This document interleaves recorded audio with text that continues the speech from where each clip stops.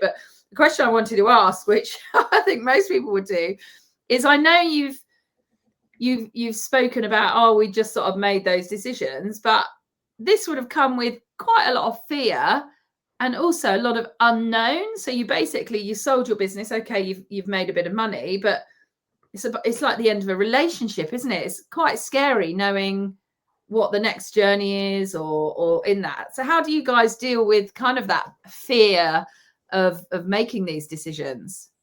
Well, I think looking back, it was a time where so the generations before us, of our parents at the time, they always thought we were mad for moving so often. And then when we sold the business, it did come as a bit of a shock, to our parents, for example, as well, because they just felt that we were in that position and that's what we should do forever. And Carey and I both said, Carey in particular, because she'd been there since leaving school, that she didn't always want to do that and sort of wanted more. And then initially I was probably a bit hesitant, but then I thought, well, no, it was actually quite exciting. And I think when you're younger, you've got less inhibitions maybe, and we just sort of had this sort of go for it sort of attitude, and we both felt quite excited by it. Yeah, it was such the right thing to do, and to a point that we didn't even worry or care about what was next. We both said that if we had to, we'd both get a job if it got to that, although I think I was a bit more employable than you were, because you do get used to being your own boss, don't you? And he was a lot more selective on what he wanted to do and things. But literally, we had the money in the bank, and dare I say it, I know it's easy for us to say now, but it was a lot of pressure having that money in the bank and no job.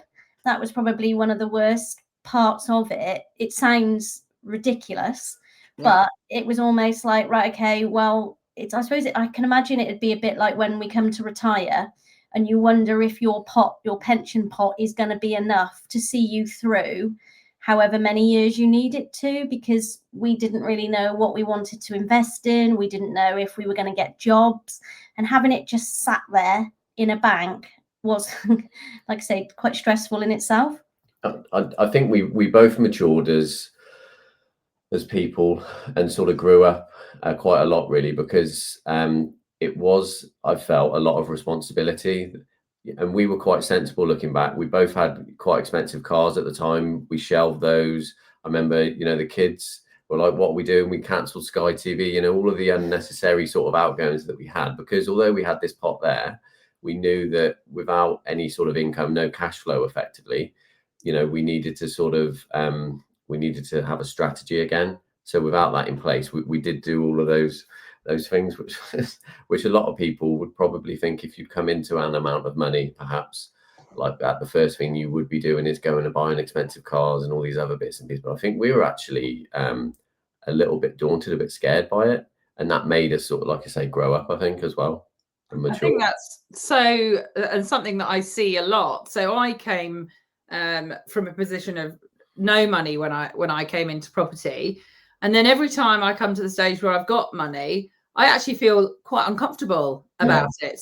Like remortgaging a property and knowing that you've got this huge chunk of cash coming in makes me feel quite sick. Whereas actually, when I'm at the times when, the money's all tied up in the property, I feel really confident and comfortable and more confident to go and speak to investors and, be more creative in finding property. In fact, I was talking to a lady in a shop and she's looking to buy a commercial property. And, she sort of said, I know you've mentioned, that you don't necessarily need a lot of money. And just talking through all these different options, and you become so creative when you have that kind of, like, you kind of enforced on yourself, didn't you? You kind of enforced this kind of position of actually not having as much as you actually did, because you didn't know how long that would last. I love that. So was it at that stage, how did you sort of come across then the property education and moving on? What was the kind of next step? We had restrictions when we sold the business for 2 years, not to trade or operate in the area for how many miles was it? 30 I miles? thought it was 3 years, 30-mile radius. Yeah. So we Had to diversify. diversified into business consultancy. So Mike could go to a company for say 3-6 months at a time, and you covered quite a lot of private security projects, didn't you, over that time? Whereas I would go to a company on a Monday, every Monday, another company every Tuesday. I'd help them with systems and procedures, bookkeeping. I went to hospitality venues, other letting agents, all those. What else was there? There was you with the private security. So we did that for a couple of years, and then I came across Paul Smith's book about serviced accommodation and read that. Then said to Mike, let's go on the 2-day course. You weren't massively keen, were you? Because he said he'd come to Hereford for a holiday, and he went. I took some persuading, even to read the book. Then I agreed to go on the course, and I sort of sat there for the first morning, arms crossed, not really sort of open to it at all. But has it changed though, Carey? I think I remember some recent things you've been trying to get him to go to.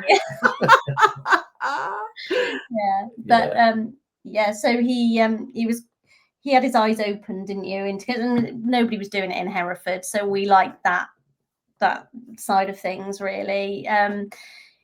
So we went on the 2-day course. We decided to give it a go ourselves without signing up to their mastermind or whatever courses it is that they do now. So at the time, Mike's mum had a flat that I say a flat, it's a coach house above garages. So it's like self-contained and detached. So she bought that as a buy-to-let investment, and we said, can we rent it? So it took us about 4 weeks to furnish it, which looking back is terrible. Got it on Airbnb, booking.com, and just literally just did all the turnarounds ourselves, the linen, all of it, just so we could understand how this model worked.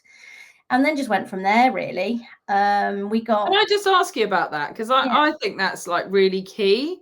So we've had a bit of a sort of an interesting, cleaners are the real foundation, aren't they, of our business? Mm-hmm. And I think it's really important that we understand what it takes to clean. So I was exactly the same as you. When I first started, I was there, ironing, washing, cleaning, so I know what it takes to clean something. And that one of ours came back to us this time and said, oh, well, you just don't know what it takes to clean this studio apartment. I was like, I do. I do. I actually do. Yeah. I didn't like it. That's why I wanted to grow to enable me to do that. So how did that kind of help you, with your business, kind of doing all of that to start with? Well, I think we literally did everything. It was just Mike and I. We were still doing our business consultancy as well. So we did it alongside that and just worked around it. But I do think it is key to understand whether you want to do like minimum 1 night or minimum 7 nights, what's the impact on the business and the income, how to list the properties. But most importantly, the first thing we did was to take on a self-employed cleaner.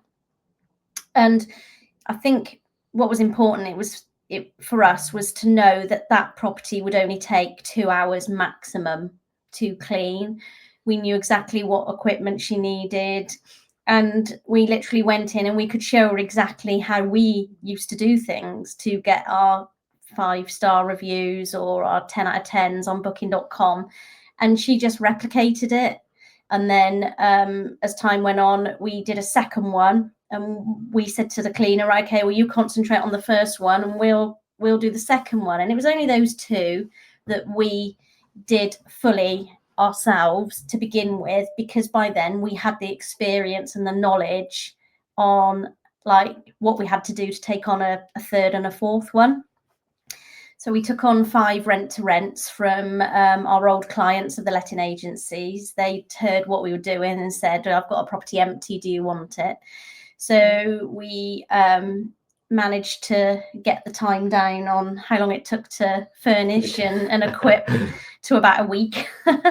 So, but within a week we'd and also probably the amount of money that you spent. I remember my very first one, I was just so frivolous with what I spent on it compared to now. It's like, oh no, not going to spend that much money. Yeah, exactly. And so, I mean, that is a consideration. How do you furnish them? The first 2 or 3 came out of savings, and the third or the fourth and fifth one was hired. We hired lease purchase. We hired it for 3 years, and then it was ours. So that helped with cash flow then and things like that. So it's but I do think it's important to do it yourself initially. Yeah, definitely. Or get a management company in to do it for you. We had to do that really to be able to demonstrate, because we were approached then to manage properties. So we had one that we sort of owned, 1 or 2 then that, all the 5 rent to rent, and then we had some then that we managed for clients. So we had to have a working example really. And as you say, in the early days we were very guilty of over furnishing, and it's SA is very different to a tenancy, isn't it? So we were learning on the job really, weren't we? It sounds a bit like me. Whenever I walk in a hotel or a holiday let or whatever, and there's loads of furniture, and loads of trinkets, I start sort of twitching, because I just think, oh my gosh, the amount of effort to keep that clean, to stop, so I went to a really massive kind of like, semi mansion for a weekend retreat, and it just had all this beautiful stuff inside it. But I literally thought it must take 2 days to clean this property from top to bottom. And as you say, sometimes when you put too much in, so like our hotel, it's lovely and cozy, but without too much in it. That for me, the biggest thing, isn't it, when you walk out of the room, that you can glance back and basically be able to see everything is clean. So I think, it's so key. So it sounded like it kind of, you started it, with your mum's flat, understood how it worked, and then again, you guys sound like you've just got the blinkers off and just totally open to opportunities coming your way. So I'm sure, other people, having, your old letting agent, some people would have just walked away from that, but you were actually then still getting business from it with those properties. You were able to do, because that is really hard, isn't it? Like, I've got people at the moment who, want to do, sourcing, and I'm helping them, and they're talking about sourcing rent to rent service accommodation. I don't know about you, but they can be really challenging to find rent to rent service accommodation. It's not like, below market value where you can go on Property Filter and you basically know that you've got a motivated vendor wanting to sell and they've reduced the price multiple times. I mean, that's easy to me, but to go out and actually find a rent to rent service accommodation, it's really challenging. And especially where we are, they like agricultural city, everyone was, what's serviced accommodation? This is like 8 years ago. Well, what is it? And having to explain that, But then I think, like I said, the relationship we had with the existing clients, that helped a lot, because he was saying, as long as I get my rent each month, I don't care. And you were writing the tenancy agreements for them, weren't you? Or the management company let the agreement. It is a key point. I mean, we were very fortunate. I do remember a time that I did sit at one of our old employees' desk, and he said, look, you write the email, and I put down exactly what it was that we were doing, and they sent it to one of their other clients, and they came back and said, yeah, that sounds ideal. Wow. So very fortunate. Yeah, and I think, your background as well, to have a lot of knowledge, because also a lot of it, isn't it, is I always say to people, if there's no problem, so if the landlord hasn't got a problem or hasn't had problems, they're not necessarily going to want to do rent to rent, because they're used to that traditional model. Yes. And to do something really different, there needs to be a reason, doesn't there? So if there's no problems, it's probably going to be a no. And you need to get a lot of no's. So you would really understand the problems, because it's kind of like, isn't it? It's almost finding those golden carrots that you can kind of dangle, and say, I'm going to take away these particular problems, and help you with that.